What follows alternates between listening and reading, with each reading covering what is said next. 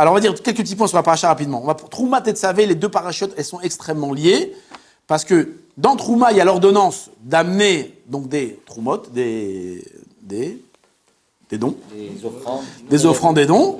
Et ces offrandes vont servir à construire non seulement le Mishkan, les ustensiles du Mishkan et aussi les habits des Kohanim. Donc tout ce qu'il faut. Donc c'est lié. Maintenant, lorsqu'on prend parachat Trouma au tout début, alors il y a plusieurs questions qui se posent. Des questions qui sont hyper connues, hyper classiques. Mais je vais vous les répéter, à savoir, Vaïdaber Hachem Moshe les morts, Daber Ben Israël, Vaïkrouli Trouma.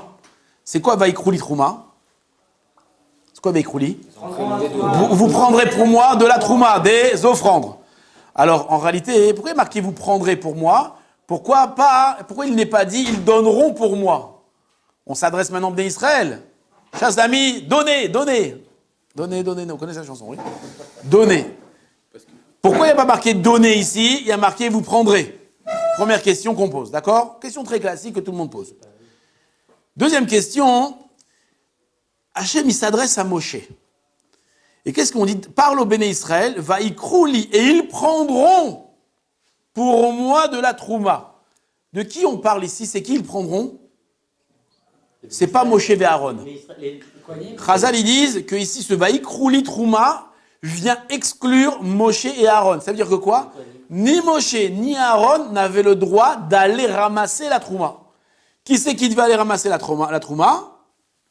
Nous autres, les Bnei Israël, des préposés, des inspecteurs ou ceux qui ramassent l'argent, des percepteurs, des gabaïm qui devaient eux ramasser la trouma. La question que vous posez, pourquoi est-ce que le verset se fatigue à exclure Moshe et Aaron? Qu'est-ce que ça peut te faire que Moshe et Aaron aussi, ils vont taper aux portes ramasser de l'argent? La troisième question, pas kavod pour eux, mais on l'aurait fait sans qu'on nous le dise. C'est pas kavod, on l'aurait fait nous-mêmes. Mais le verset vient préciser, pas Moshe et Aaron. Oh, t'inquiète, on n'aurait pas envoyé Moshe et Aaron. On va voir, un instant. Maintenant, lorsque vous lisez le deuxième verset, il y a une redondance. Vous avez fait attention qu'ils répètent les versets, ils se répètent deux fois? Ils font la même chose? Je vous l'ai lis en hébreu, en français. Ils prendront pour moi de la trouma, mais et kol ish, de tous les hommes. Asher idvenu libo kil. Idvenu libo? Le nedava, c'est le fait de donner, qui vont faire don de leur cœur. Tikehu et troumati, vous prendrez la trouma. Deux fois, tu m'as dit la même chose. Tu m'as dit vaikrouli, là tu me répètes tikrou. La même chose. Vaikrou, Trouma, à la fin tu m'as dit Troumati, c'est la même chose. Med kol ish, et après tu m'as dit tout celui qui va donner de son cœur, c'est la même chose. Pourquoi tu me répètes deux fois la même chose dans le verset? Une autre question que je vous pose. Combien de choses on devait donner? Non, il y a un compte, il y a des choses.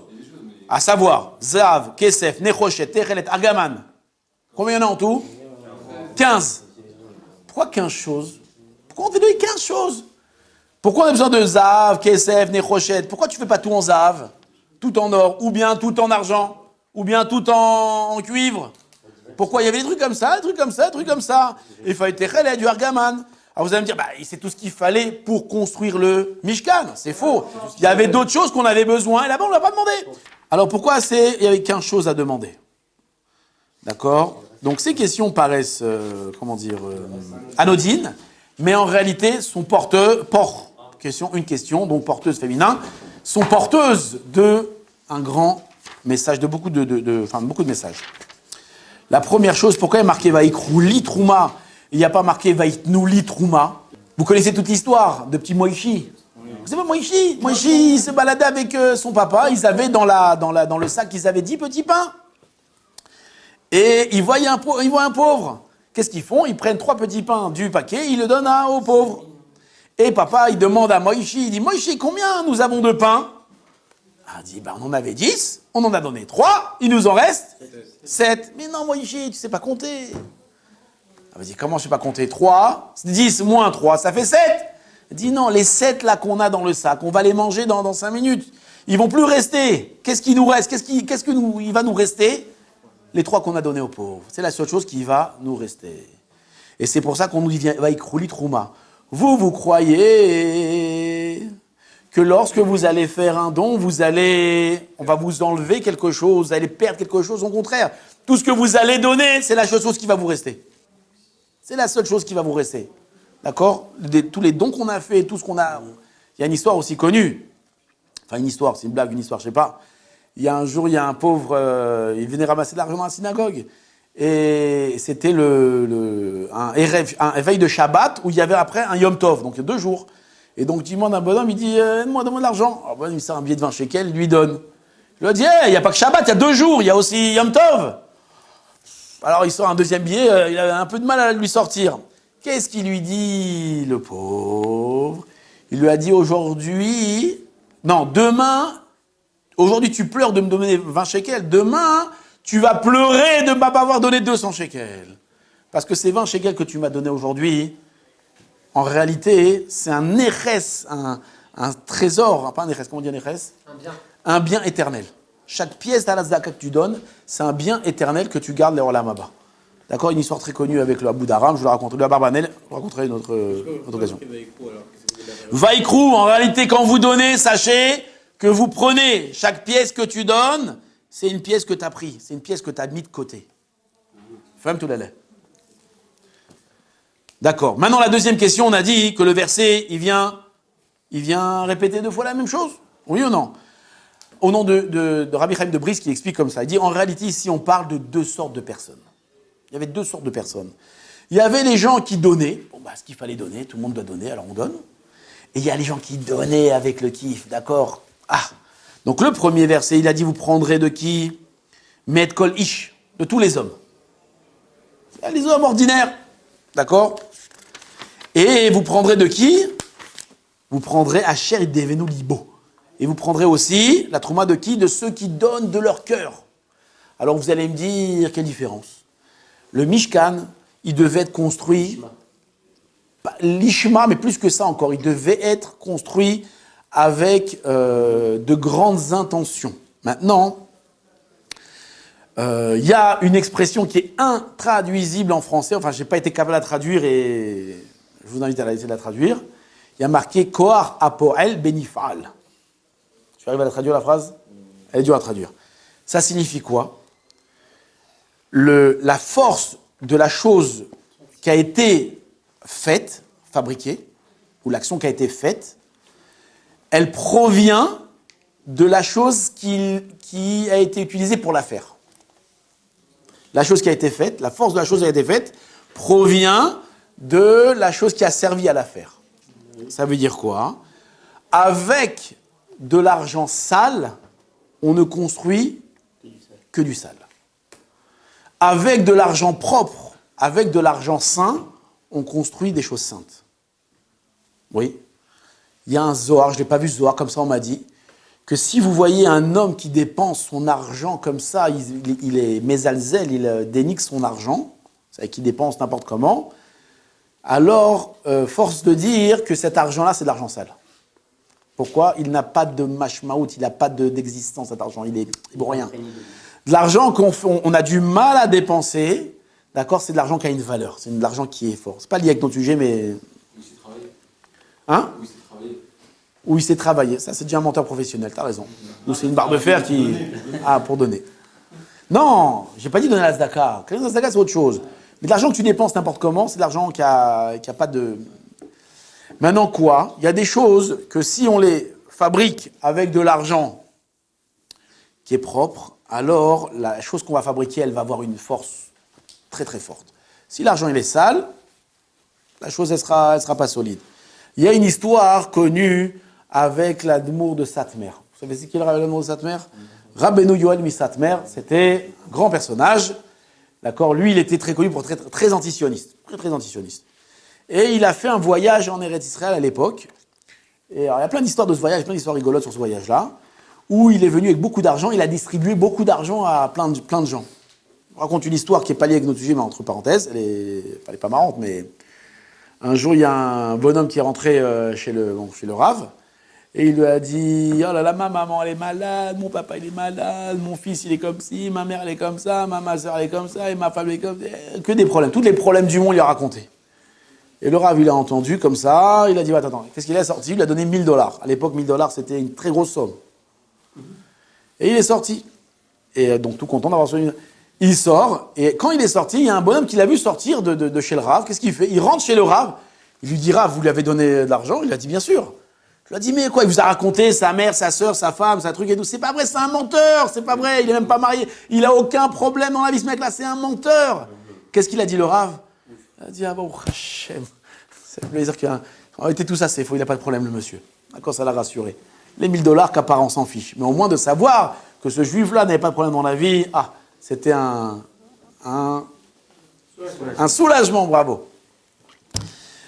Donc ça, c'est la bon Sadmer. Maintenant, il y a une histoire comme ça, où il a distribué de l'argent. Il y a un jour, il y a un jeune frère qui est rentré, un très tzaddik, qui a une grande famille, avec beaucoup d'enfants. Il est rentré chez le Rav, et il lui a raconté donc sa vie. Et le Rav, il a donné une somme, une certaine somme.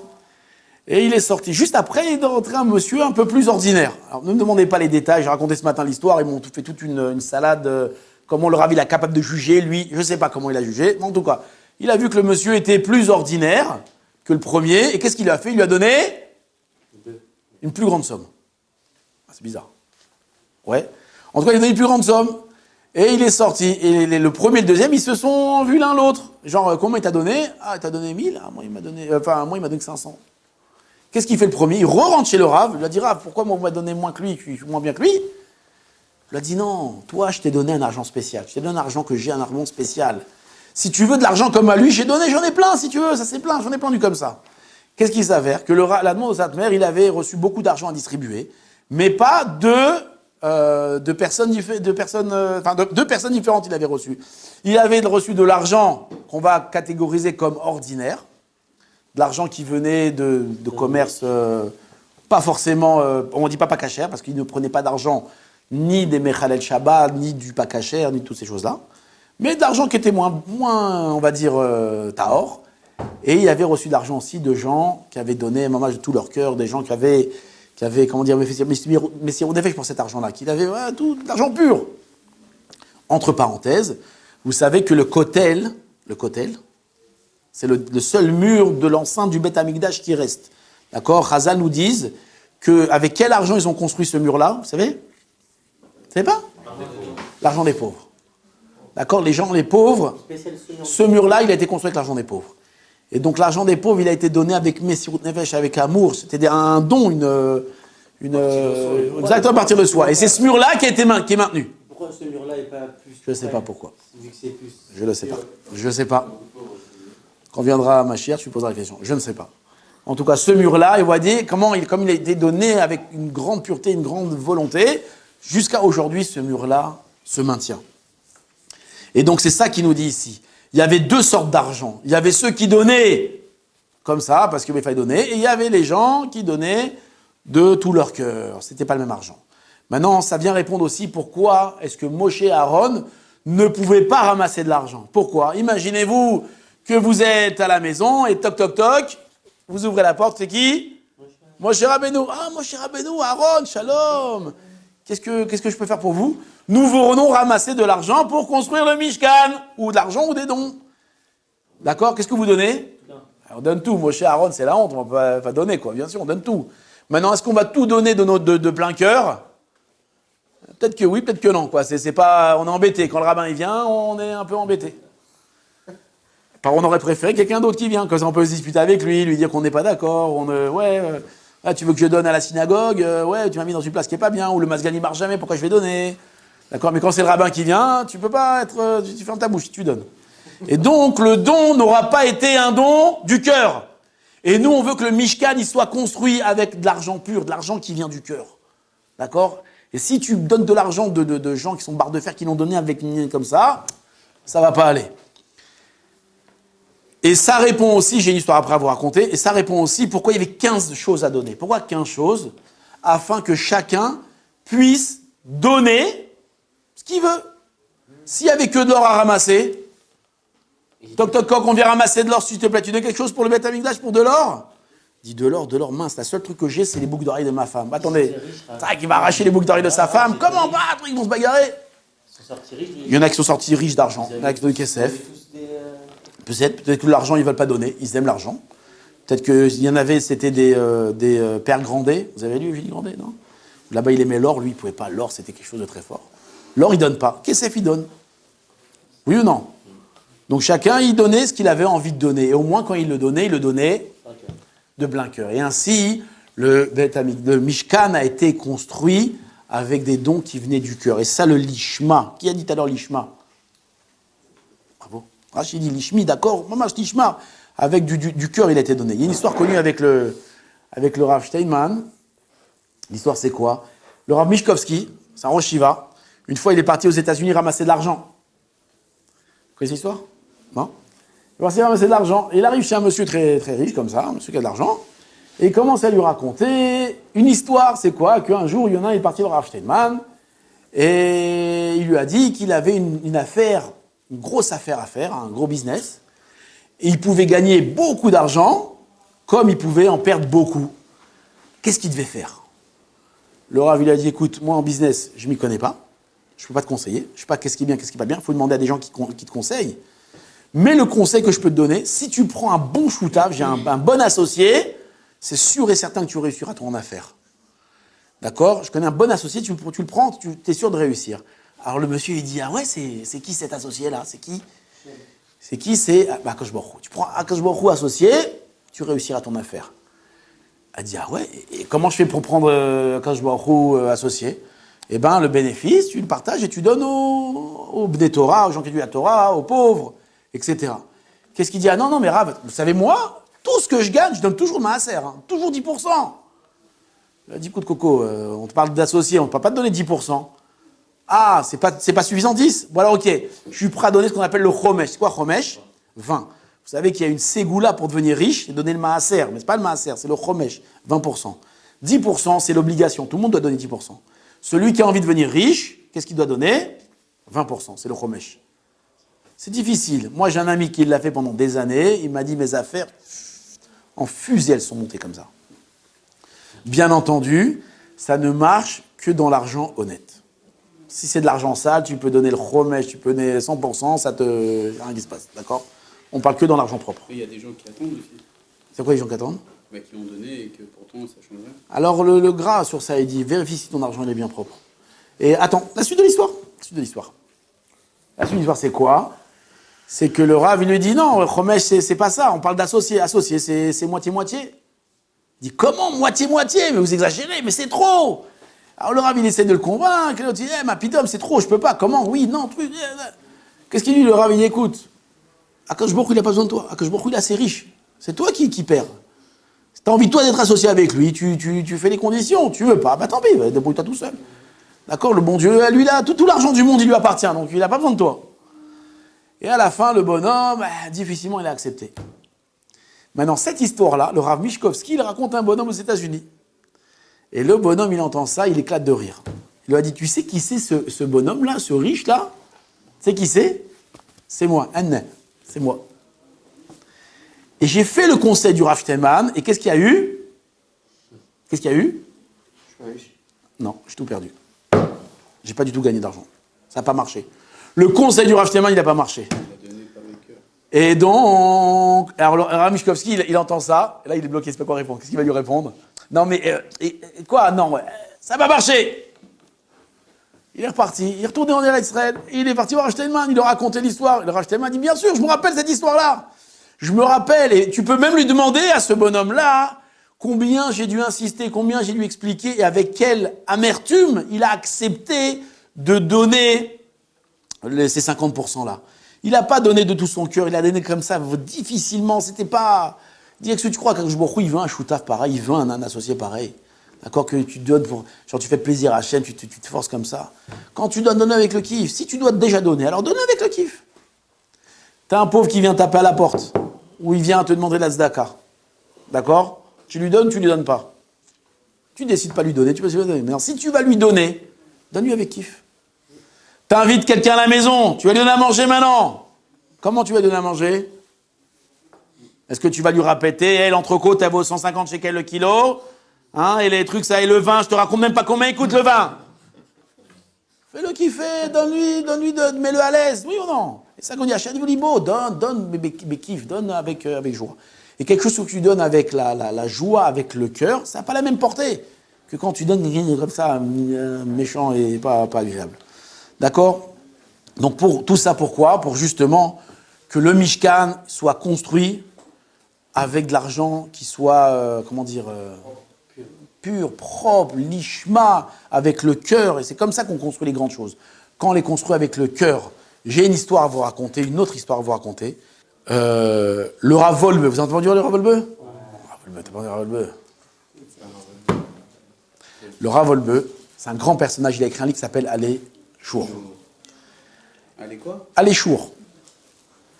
Maintenant, c'est un grand mashgiar.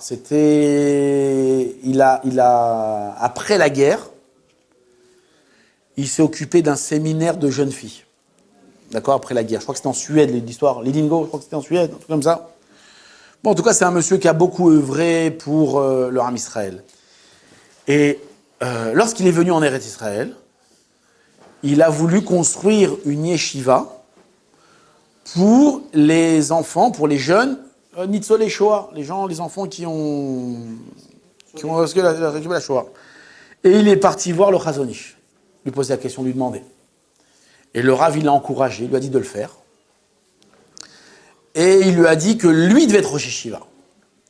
Maintenant, il ne voulait pas le Rav Wolbe, il voulait pas, il est d'une grande humilité, il ne voulait pas, et le Rav, il a insisté, il a dit, si c'est pas toi, c'est quelqu'un de beaucoup moins bien que toi, et ça ne réussira pas. Il faut que toi, tu le fasses. D'accord, jusque-là, tout va bien? Maintenant, il va lui dire, le Chazon Ish, il va lui dire un conseil. Il a dit, et la yeshiva, les premiers élèves de cette yeshiva, et c'est une yeshiva qui existe jusqu'à aujourd'hui, ça veut dire, imaginez, après-guerre, jusqu'à aujourd'hui, 70 ans, comment elle s'appelle la yeshiva? Birkat Shmuel, je crois que ça s'appelle à Givat Shaoul là-bas, je crois que c'est Birkat Shmuel. Jusqu'à aujourd'hui, elle existe. Les premiers élèves, tu vas prendre des orphelins pauvres. C'est vraiment ceux qui n'ont rien dans la vie, quoi. Eux, les premiers élèves que tu vas prendre. Et il dit pourquoi? Il dit parce qu'une yeshiva, ça se construit sur la Messirut Nefesh et sur l'amour. D'accord? La Messirut Nefesh, c'est le don de soi et l'amour. Et lorsqu'on prend des élèves comme ça, et on s'occupe d'eux, c'est vraiment montrer à Hachem qu'on aime Hachem. On fait ça vraiment pour la Torah. D'accord? Si tu prends des élèves qui ont de l'argent ou qui sont des fils d'érudits, alors pourquoi tu fais ça? Pour le kavod, pour l'argent. D'accord? Si tu t'occupes des pauvres orphelins, Nitzol Shoah, des gens qui sortent des camps, c'est vraiment, tu cherches les problèmes, quoi. Tu fais ça, vraiment, c'est l'ishma.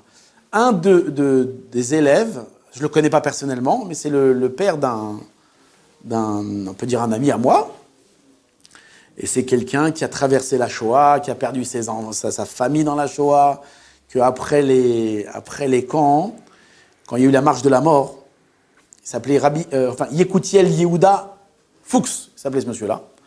Il y a eu la marche de la mort, il s'est retrouvé quand les Allemands ont abandonné les prisonniers, ils les ont abandonnés, ils sont partis. Il s'est retrouvé comme ça sur un terrain vague avec d'autres milliers de personnes. Il pesait genre 25 ou 30 kilos. Il était malade du typhus et il était aveugle. Il est devenu aveugle du typhus. Et ses copains, ils lui ont dit, on sait que les Américains, ils sont à côté, viens, on va essayer d'attraper, ils vont nous donner à manger, on va savoir. Il ne pouvait pas marcher, ils l'ont aidé à se porter, ils l'ont porté pendant un kilomètre. Et à la fin, ils n'en pouvaient plus. Il leur a dit, laissez-moi sur le bas-côté, tant pis, allez-vous. Eux, ils sont partis. Ils ont trouvé le camp américain, ils sont rentrés, et les Américains leur ont donné à manger. Le problème, c'est que, c'est qu'ils ont trop mangé, ils en sont morts. C'est après la guerre, après la Shoah, il y a plein qui sont morts de suralimentation. Ouais. En plus, les Américains, ils avaient dû manger qui était un petit peu riche, quoi. C'était pas des trucs... C'est gras. C'était gras, c'était vraiment le corned beef, toutes ces choses-là. Et il y en a plein qui sont morts de ça, c'est terrible. L'Admour de Klausenburg, il a un de ses fils, le dernier de ses fils qui est mort comme ça. Le 12e enfant, il est mort comme ça. Et lui, il était sur le bas-côté, genre mort, quoi.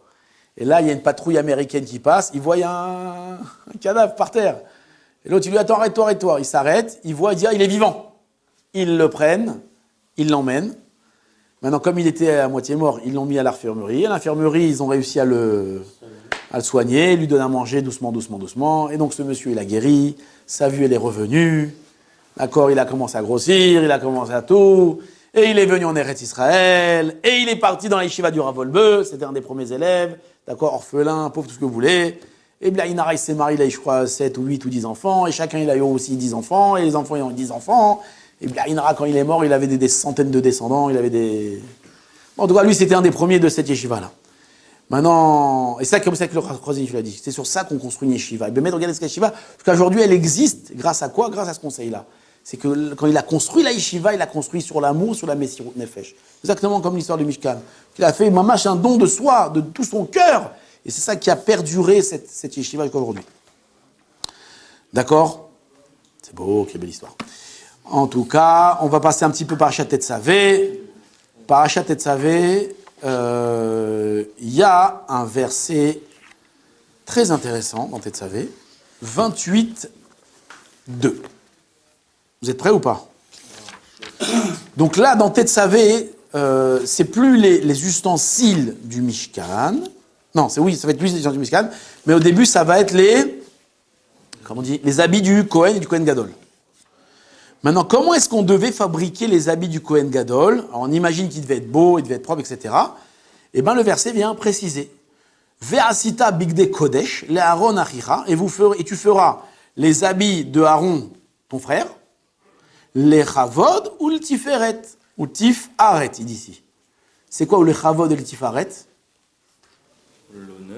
L'honneur et la splendeur. D'accord? Les habits du Kohen Gadol devaient être honorables et splendides. D'accord? Maintenant, nous dit... La question que je vous pose, c'est que, en réalité, cette mitzvah-là, semble-t-il qu'on la connaît déjà. D'embellir une mitzvah, d'embellir quelque chose. D'où on l'a vu, il y a un pasouk dans Béchalach, dans la Asia Shir Moshe, dans la Shirat Hayam. Comment il dit le verset là-bas? Il dit Zekeli vanveu, c'est notre Dieu et nous voulons l'embellir. Là-bas, la Gemara, elle apprend de ce verset-là qu'il y a une mitzvah d'embellir les mitzvot. Si tu dois acheter un étrog, alors achète un bel étrog. Tu dois acheter un talit, achète un beau talit. Il y a une mitzvah d'embellir les mitzvot. D'accord? Donc, quand vous allez acheter vos objets de culte, achetez des beaux objets de culte. Il y a une mitzvah dans ça. On a mis la mitzvah. Donc, pourquoi ici, on nous dit, le verset vient nous préciser que les bigdés, les habits du Kohen Gadol devaient être kavod et majestueux. Ah oui, c'est comme toutes les mitzvot. Toutes les mitzvot, on doit les faire belles. Donc, on s'imagine bien que lorsqu'ils ont construit le Mishkan, ils ont fait les habits du Kohen Gadol, ils n'ont pas acheté le tissu sur AliExpress. D'accord? Ils ont dû l'acheter sur, je sais pas, où ils ont acheté? Je connais pas les maisons de tissu. Ah, maison de tissu, d'accord. Je connais pas les maisons de tissu. Comment ça s'appelle? La rue, l'avenue Montaigne, non? Au moins, avenue Montaigne, au moins. D'accord? Ils n'ont pas acheté là-bas en Chine le tissu. On se doute bien. Et quand ils ont pris les couturières, qu'ils les ont fait, c'était des grandes couturières, on voit que c'était Betzalel, d'accord, qui ont fait, ils ont pris des grandes couturières, comme on les appelle des chachmelev. Et on se doute bien aussi que quand ils l'ont fabriqué, ils ont fait un truc beau. Ils n'ont pas fait un truc... On n'a pas besoin de cette ordonnance. Pourquoi est-ce que le verset vient m'ordonner de faire des habits beaux? On sait que les habits devaient être beaux. On a une mitzvah, ça, Zekeli vanveu. Plus que ça, non pas plus que ça. Vous comprenez la question? Qu'est-ce que vous répondez à la question? Quand elle est fausse, la question. Pourquoi elle est fausse? Je dis parce que tout ce qu'on a dit, Zekeli vanveu, qu'on a une mitzvah d'embellir les mitzvot, c'est que c'est un plus qu'on fait dans la mitzvah. La mitzvah, je peux prendre un étrog qui n'est pas beau pour faire la mitzvah, ou je peux prendre un talit qui est moche, j'ai le droit. Talit AliExpress, tu prends un talit, ça va, c'est pas grave, c'est un talit, c'est un talit. Faut juste faire attention, qu'il ne soit pas en sharpness. Maintenant, si j'en prends un beau, alors je rajoute dans la mitzvah. Seulement ici, c'est pas un ajout. La mitzvah, c'est qu'il devait être beau. À l'origine, il devait être beau. Et s'il n'était pas beau, C'est pas la mitzvah. eh bien, c'est pas la mitzvah. Ça veut dire que si tu as sali le talit, pas le talit, l'habit du Kohen était sale ou était déchiré, donc c'était pas les kavod ou les tiferet, d'accord, on transgressait un interdit. Vous allez me dire d'où je sais ça? Le Rambam ici dans ce Chumash, il ramène le Rambam, Bigde Keuna, Metsuvi Shiu Chadashim, il devait être neuf, naïm et beau, comme les habits des grands personnages. Et là, il y a un autre Rambam aussi qui nous dit que si ils étaient déchirés, ou si on les déchirait, où on les salissait, et ben on était chayav mita. Peine de mort, passible de mort, bidé shamaim, d'accord, du ciel. Tandis que l'étroc, s'il est pas beau, on transgresse rien du tout. Contrairement, on fait la mitzvah. Alors vous allez me dire, pourquoi on pose la question, si ça n'a rien à voir, j'ai répondu comme un... Alors en réalité ici, Rav Nevensal, il a une dracha sur ça, où il explique cette différence-là, où il dit, ça vient nous enseigner un fondement fondamental. C'est qu'il faut, un principe fondamental, c'est encore plus beau, il faut faire la part des choses dans les mitzvot. Il faut faire la part des choses dans ce qui est important et ce qui n'est pas important. Ce qui est essentiel et ce qui est accessoire. Et très souvent, on a tendance à un peu mélanger le tout. D'accord ?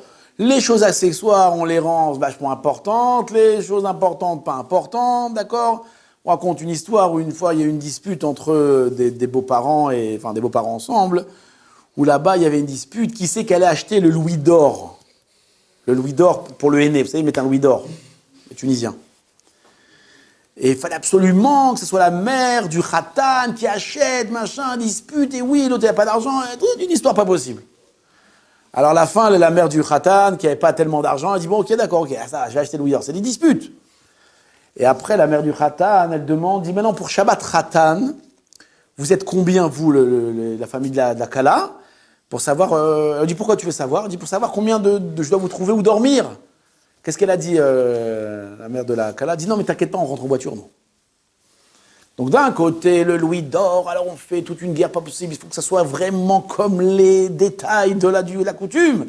Mais Shabbat Ratan, t'inquiète, on rentre en voiture. Bon, c'est extrêmement grossier ce que je dis, c'est exagéré, tout le monde comprend que c'est complètement ridicule. Mais nous-mêmes, est-ce qu'on est moins ridicule que ça, à notre niveau ? Très souvent, on fait passer des choses qui sont très accessoires par rapport à des choses qui sont très graves. Vous connaissez le type qui met le talit, d'accord ? On a dit qu'il fallait balancer le talit là et là. Alors il prend le talit, il commence à le balancer, clac. Alors au passage, il en fouette deux comme ça, il en fouette deux comme ça. D'accord, il a balafré 4 personnes. C'est normal, il faut mettre le talit, il faut balancer. Ouais, c'est nerf, il y a... Ou celui qui va embrasser le Sefer Torah, il a mis des coups de coude partout, c'est la guerre. Ils ont demandé une fois au Chavetz Chaim, il a dit, c'est quoi les intentions qu'on doit avoir lorsqu'on fait les Osharanot ? Vous savez, quand on prend le loulav et les trucs, on tourne, et on tourne. Il a dit, quelle intention ? Il a dit, de faire attention de ne pas marcher sur les pieds des gens. On rigole, mais c'est très important. Ben Adam la Chaver, c'est très important. Et très souvent, on se permet, et ça, c'est vraiment un message pour les balais de Chouva. Quand je dis balais de Chouva, je parle de moi, enfin, le balais qu'on fasse Chouva un jour. Mais je me rappelle qu'au début, ma mère, la pauvre, à Shalom, je l'ai fait pleurer. Ma mère, je l'ai rendue folle. Quand on a fait Tchouva, on est rentré à la maison, tout feu, tout flamme. Alors, les Tunisiens, ils mangent le msoukis. C'est comme soukis, c'est les galettes dans le plat, là. Ouais. Je arrive, c'est péché. Mais je dis, maman, il dit, mon fils, mais on faisait comme ça à Tunis. Mais à Tunis, ils connaissent rien. C'est péché. Et là, je l'ai fait pleurer, elle a pleuré. Et après quoi, avec les années, t'apprends les halakhot. Et tu t'aperçois que c'est pas du tout péché. Et au contraire, c'est comme ça le minag. Et au contraire, on raconte que le Chazonish, l'Ashkenaz, d'accord ? Et ben le Chazonish, lui, il avait, à Pessar, devant lui, il avait un verre d'eau avec un morceau de matzah dans l'eau. Pourquoi ? Pour montrer que lui, il mangeait la matzah trempée. Ça, toute la semaine, il avait comme ça devant lui. Et donc, en réalité, il n'y avait rien de grave dans ça. Et toi, qu'est-ce que t'as fait ? T'as fait pleurer ta mère, et t'as fait pleurer ton père, et t'as fait des disputes, et t'as fait des... Donc, avant d'apprendre à faire la part des choses. C'est sûr, c'est l'exemple grossier, c'est exagéré. Celui qui fait ça, c'est un vrai idiot. Mais il faut apprendre à gérer les choses. Qu'est-ce qui est important, qui est meikaradine, et qu'est-ce qui n'est pas important. Et qu'est-ce qu'on peut renoncer. Il y a beaucoup d'histoires de grands rabbanim que toute leur vie, ils ont fait attention à des détails de l'halakha. Et lorsque, arrivé en confrontation, une halakha plus sérieuse, ils ont renoncé à ça. Qu'est-ce qu'ils sont avec Rav Steinman ? Très connu avec la banane, c'est encore une histoire, mais une autre avec le doud. À Pessah, il y en a qui n'utilisent pas l'eau du robinet. Ils prennent un ballon, une cuve comme ça, ils remplissent d'eau, ils prennent cette eau-là. Et une année, sa femme, je crois que c'est ça l'histoire, elle s'est trompée, elle a oublié de prendre de l'eau de là-bas. Elle a pris de l'eau qui n'était pas du doud, ou elles n'ont pas branché le doud. Et elle dit à son mari, ouah, je me suis trompée, j'ai pas pris l'eau, c'était pas en Pessah. Et genre, elle est désolée, elle avait que son mari, il va boire de l'eau qu'on n'a pas l'habitude de prendre à Pessah. Qu'est-ce qu'il lui a dit, le Rav? Il a dit, non, t'inquiète, c'est rien, ça c'est une khumra, c'est une mesure de piété qui est... Je voulais même arrêter de le faire. Et depuis, il a arrêté de le faire. Jusqu'à que quoi? Maintenant, le Rav Steinman, c'était un super marmire. Vous lisez les livres là, il y a le livre là, Tzadik Katamari Frère, vous voyez les khumrot qu'il avait, ça fait mal à la tête. Et quand sa femme est décédée, qu'est-ce qu'il a demandé le Pessah d'après? Qu'on remette le doute. Qu'on prenne de l'eau que de là-bas. Exactement, Shalom Bayit a fermé sa bouche. C'est moi, je vais faire une khumra maintenant, je vais faire de la peine à ma femme. Il faut savoir faire ce jugement. J'avais encore plein de choses à vous raconter sur Tetzavé à l'occasion. Bezrat Hashem, Hashem Yeh Bezranu, Shabbat Shalom. Shabbat Shalom.